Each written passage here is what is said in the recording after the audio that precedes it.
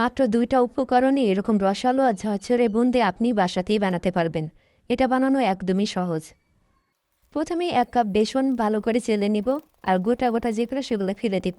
বেসনটা চেলে নিলে এর মধ্যে কোনো দানা থাকবে না গো। তারপর আস্তে আস্তে পানি দিয়ে একটা পাতলা ডো তৈরি করে নিব। বেশি ঘনও না, বেশি পাতলাও না। তারপরে একটু ডো আলাদা করে তার মধ্যে ফুড কালার অথবা জর্দার রং মিশিয়ে নিব। তেল গরম হয়ে গেলে একটা ছাকনার উপরে ব্যাটারগুলো দিয়ে ছাকনাটা দূরে রাখবে একটু উপর থেকে। দেখবেন আস্তে আস্তে ফুটতে থাকবে আর একাই ফুলে ফুলে উপরে ভেসে উঠবে। চুলার হিটটা একটু কমিয়ে রাখবেন।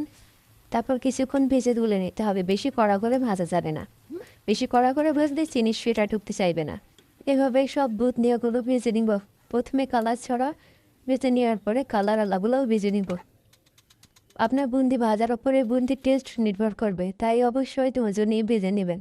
যখন সব বুন্দিয়াগুলো ভাজা হয়ে যাবে তখন চাইলে আপনারা ওই পর্যায়ে একটা বক্সে করে সংরক্ষণ করতে পারবেন। যখন যখন প্রয়োজন বের করে শিরায় ডুবিয়ে খেতে পারবেন। যখন দেখবেন সবগুলো ভাজা হয়ে এসে তখন চিনি শিরা তৈরি করে নেবেন। আমি ১ কাপ চিনি নিয়েছি, তার মধ্যে ১ কাপ পানি নিয়েছি। মিডিয়াম হিটে নাড়তে থাকবো। যখন দেখবো চিনি শিরা গলে গিয়েছে এবং বলক উঠে এসেছে, তখন এর মধ্যে ভেজে রাখা বুন্দিয়াগুলো ঢেলে দিব। দিয়ে ১ মিনিট মতো জাল দিয়ে বলক উঠে গেলেই বন্ধ করে রেখে দিব রেস্ট।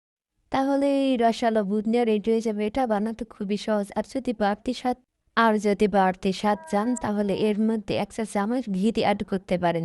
এটা অপশনাল, না দিলেও চলবে। ভালো লাগলে সাবস্ক্রাইব করে পাশে থাকবেন। ধন্যবাদ।